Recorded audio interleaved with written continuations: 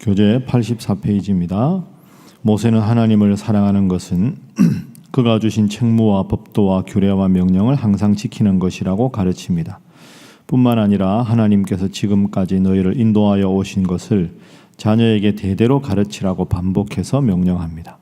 하나님의 명령을 지키면 약속하신 가나안 땅에서 주님의 도우심으로 오래도록 살게 될 것입니다. 하나님께서 주시는 이른 비와 늦은 비로 인해 포도주와 기름을 얻게 되고 가축들은 먹을 것을 얻게 됩니다. 하지만 마음의 미혹을 당하여 다른 신들을 섬기게 되면 하나님의 진노하심을 받고 멸망하게 될 것을 경고합니다. 이러한 복과 저주가 백성들의 선택에 따라 주어질 것인데 자손 대대로 잊지 말고 하나님께서 주신 모든 규례와 법도를 지키며 살라고 권면합니다. 오늘 본문도 계속해서 하나님의 명령을 지키라, 하나님의 규례와 법도를 지키면서 살아라, 이 말씀을 11장 전체에서 강조하고 있습니다. 출애굽 과정에 하나님께서 너희들을 지키셨다. 하나님의 규례를 지켜야 한다. 그 규례를 지키면 복을 하나님께서 주신다. 그러니까 과거의 은혜의 경험, 지금 지키라. 앞으로도 복을 주실 것이다. 이렇게 시제에 따라서 세 가지 내용을 계속 강조하고 있습니다. 자, 오늘 본문 말씀의 13절부터 15절까지 말씀 한번 보죠. 제가 먼저 8절을 읽겠습니다. 그러므로 너희는 내가 오늘 너희에게 명하는 모든 명령을 지키라. 그리하면 너희가 강성할 것이요 너희가 건너가 차지할 땅에 들어가서 그것을 차지할 것이라. 하나님 명령을 잘 지키면 그 땅을 차지할 것이다. 이렇게 말씀을 하셨습니다. 13절에 반복되지요. 내가 오늘 너희에게 명하는 내 명령을 너희가 만일 청종하고 너희의 하나님 여호와를 사랑하여 마음을 다하고 뜻을 다하여 섬기면 여호와께서 너희의 땅에 이른 비 늦은 비를 적당한 때에 내리시리니 너희가 곡식과 포도주와 기름을 얻을 것이요 또 가축을 위하여 들에 풀이 나게 하시리니 내가 먹고 배부를 것이라. 하나님은 끝없이 하나님의 명령을 지키라. 그러면 복을 주리라. 이렇게 약속을 하셨습니다. 그래서 오늘도 변함없는 기도 제목은 하나님만 따르게 하소서 하는 기도 제목입니다. 하나님만 따르는 것. 아까 8절 말씀에도 보면 하나님 명령을 지키는데 모든 명령을 지키라고 하셨습니다.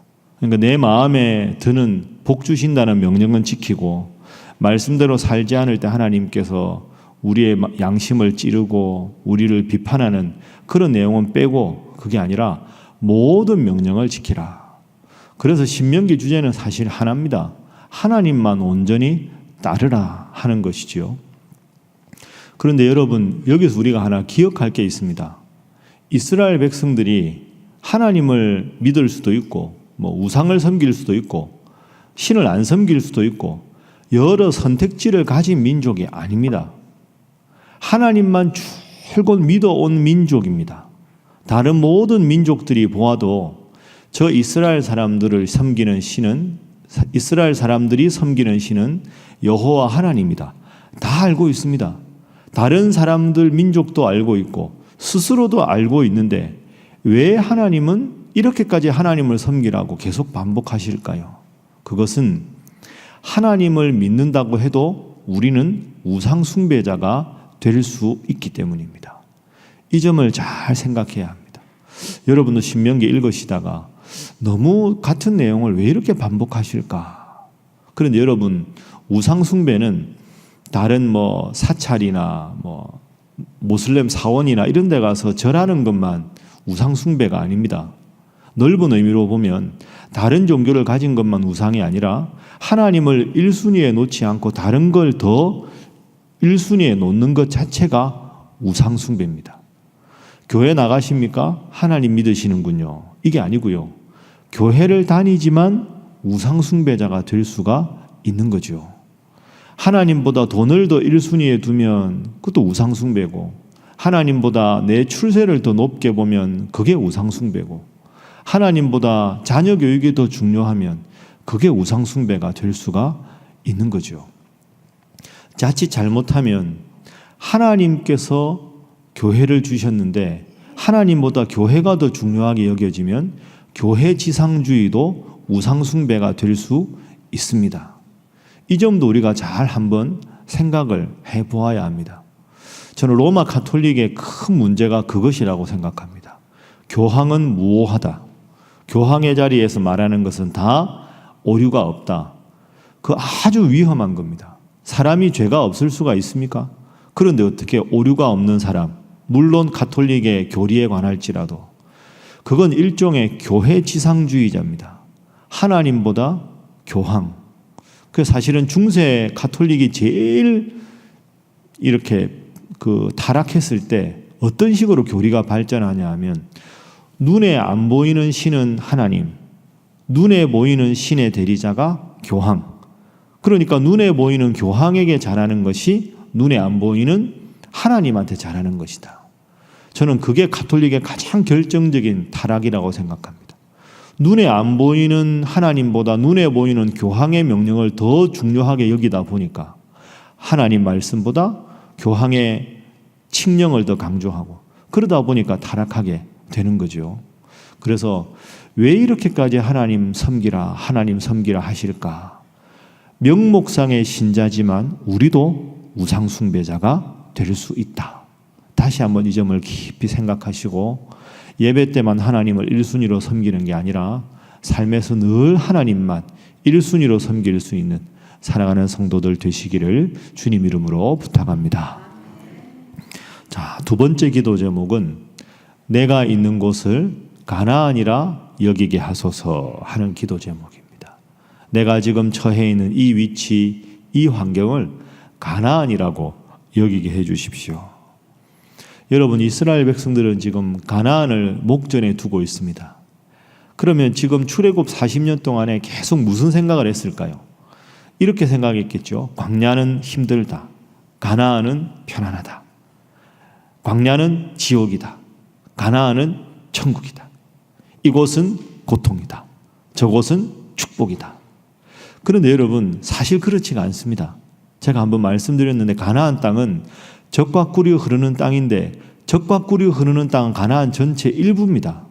가나안 땅에도 척박한 땅이 있고 사막이 있습니다. 그런데 왜 하나님께서는 가나안 땅에 들어가라, 가나안 땅에 들어가라. 가나안 땅이 도대체 어떤 점에서 그렇게 위대한 땅일까요? 여기도 광야고 거기도 광야가 있는데, 여기도 척박한 땅이 있고 거기도 척박한 땅이 있는데 왜 가나안이 그렇게 중요한가?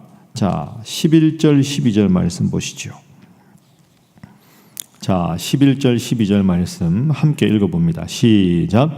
너희가 건너가서 차지할 땅은 산과 골짜기가 있어서 하늘에서 내리는 비를 흡수하는 땅이요 내 하나님 여호와께서 돌보아 주시는 땅이라.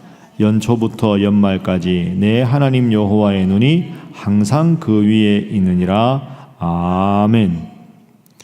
우리는 농경 문화라 땅 이러면 비옥한 땅, 물이 쫙 개천이 흐르고 끝없이 평야가 펼쳐지고 이걸 우리가 복이라고 생각합니다. 그런데 다시 한번 생각해 보면 여러분, 그게 아닙니다. 개천에 물이 흘러야 농사가 잘 되는데 개천에 물이 어떻게 흐를까요? 11절 말씀대로 산과 골짜기가 있어서 그렇습니다. 산과 골짜기가 있어서 물이 아래로 흐르니까 그 물 때문에 농사가 잘 되는 거죠.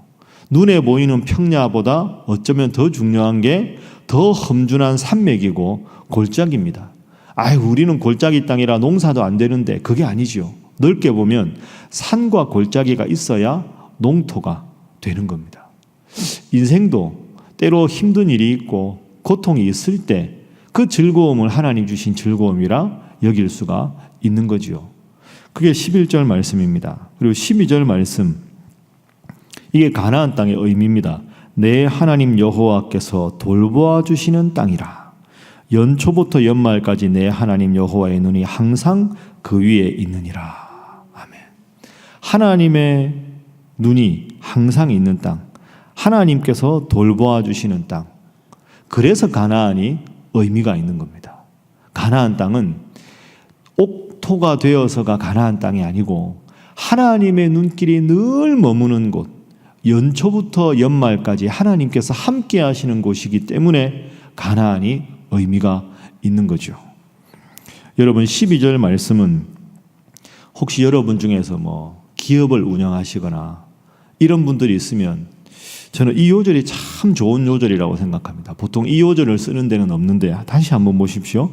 내 하나님 여호와께서 돌보아 주시는 땅이라. 이 땅 대신에 예를 들어서 여러분이 작은 기업을 운영하시거나 이렇게 장사를 하시거나 하면 내 하나님 여호와께서 돌보아 주시는 기업이라. 연초부터 연말까지 내 하나님 여호와의 눈이 항상 이곳에 있느니라. 이 가정에도 참 좋은 요절이라고 생각합니다. 연초부터 연말까지면 이게 매년 되면 영원히 되는 것 아닙니까? 하나님의 눈길이 항상 머무시는 곳. 여러분의 인생이 12절 말씀대로 하나님께서 늘 돌보아 주시는 그런 여러분이 되시고 여러분의 가정이 되시고 여러분의 기업이 되시고 우리 살아가는 교회가 될 수 있기를 주님 이름으로 축복합니다. 그러니까 이 사람들은 이스라엘 백성들은 광야에서 가나안 땅을 생각할 때마다 그곳은 하나님께서 늘 우리를 살피신다. 그 마음을 품었으니까 가나안 땅에 갈 수 있는 거죠. 그걸 오늘 우리에게도 적용하면 우리가 힘들고 어려운 이 땅에서도 천국의 기쁨을 미리 맛보고 하나님 함께 하시는 걸 그리워해야 저 천국을 더 사모할 수가 있는 것입니다. 가나안 땅은 먼 곳 가는 것만 가나안 땅이 아니라 그 아름다운 땅을 지금 이 순간에도 맛보고 느낄 수 있어야 가나안 땅을 그리워할 수 있다 생각하시고 이 무더위 속에서도 힘들고 어려운 환경 속에서도 하나님이 함께 하시는 영적인 가나안을 일상 속에 체험할 수 있기를 주님 이름으로 부탁합니다. 자, 마지막 세 번째, 하나님은 내 인생을 책임지신다 하는 거죠. 나의 인생을 하나님께서 책임져 주신다. 자, 우리 23절, 24절입니다. 함께 읽어봅니다. 23절, 24절 시작. 여호와께서 그 모든 나라 백성을 너희 앞에서 다 쫓아내실 것이라. 너희가 너희보다 강대한 나라들을 차지할 것인즉 너희의 발바닥으로 밟는 곳은 다 너희의 소유가 되리니 너희의 경계는 곧 광야에서부터 레바논까지와 유브라드 강에서부터 서해까지라. 아멘. 이 참 멋있는 구절입니다. 하나님께서 너희들보다 더 강한 민족을 다 몰아내실 것이다. 너희의 땅이 밟는 곳은 다 너희의 유업이 되게 할 것이다. 그러면 이 말씀을 우리 권사님처럼 아멘으로 받아들이면 여러분의 인생에 하나님 이런 복을 주실 줄로 믿습니다. 이 쓰여진 말씀을 아멘으로 받아서 나에게 주시는 말씀으로 잡고 이 말씀 붙잡고 기도하고 이 말씀으로 자녀들을 위해서 기도하는 것, 그게 우리가 하나님 믿는 즐거움이 아니겠습니까? 내 발이 밟는 곳마다 내 땅이 되게 하리라. 너보다 더 강대하고 더 큰 민족이 너의 앞에 있더라도 너가 나를 사랑하면 내가 그들을 멸망시키리라. 하나님께서 약속하셨습니다. 오늘 하루도 힘들고 어려운 환경이 있더라도 오늘 이 23절 말씀, 24절 말씀 꼭 기억하셔서 우리는 미약하지만 하나님의 위대함으로 이 세상을 능히 이겨나갈 수 있는 살아가는 모든 성도 되시기를 주님 이름으로 축복합니다. 함께 기도하겠습니다. 하나님만 따름으로 큰 복을 얻어 누리게 하시고 내가 지금 있는 곳에서 가나안의 기쁨을 맛보게 하시며 주님께서 내 인생을 돌보시고 책임지시는 분임을 날마다 고백하며 살아가게 하여 주시옵소서. 함께 기도합니다. 주여 믿습니다. 주여 믿습니다. 주여 믿습니다. 하나님 감사합니다. 이 새벽에도